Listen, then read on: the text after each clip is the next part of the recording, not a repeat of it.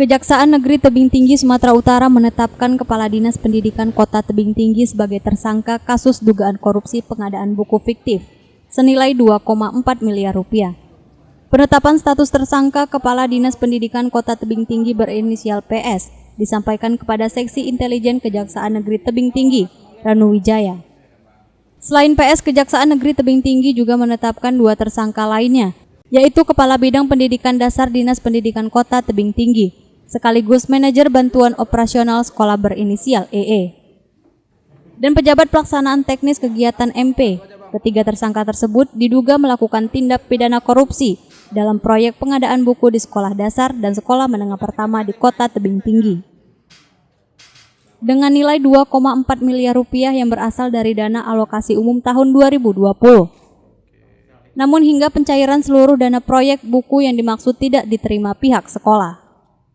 Kepala Seksi Intelijen Kejaksaan Negeri Kota Tebing Tinggi mengatakan ketiga tersangka ditetapkan sebagai tersangka terkait pengadaan buku panduan pendidikan mulai dari tingkat sekolah dasar dan sekolah menengah pertama dengan nilai 2,4 miliar rupiah. Meskipun anggaran yang dimasuk telah terserap 100%, namun bukunya tidak ada atau fiktif. Kita menetapkan 3 tersangka, 1 atas nama PS, 2 EE, inisial EE, ketiga inisial MP.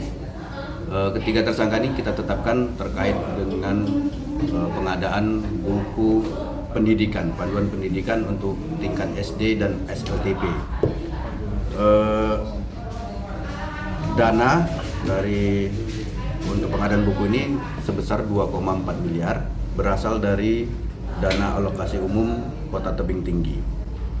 Dalam kasus ini dari hasil penyelidikan tim penyidik didapat bahwa dana ini sudah terserap 100%, namun bukunya tidak ada, artinya fiktif. Pada saat proses pencairan kemarin itu yang 100%, bukunya tidak ada, itu di bulan April. Kemudian setelah tim penyelidik menyelidikin, sehingga Dinas Pendidik ini segera tergesa-gesa untuk mengadakan buku seolah-olah buku itu ada. Inilah contohnya sudah kita sita. Kemudian tim sudah menanyakan hal ini ke ahli pidana, juga ahli perhitungan kerugian negara. Ternyata memang ini masuk tindak pidana korupsi sehingga kita tetapkan hari ini sebagai tersangka.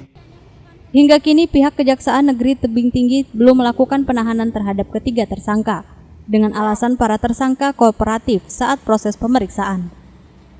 Dari Tebing Tinggi, Sumatera Utara, Tim Liputan melaporkan.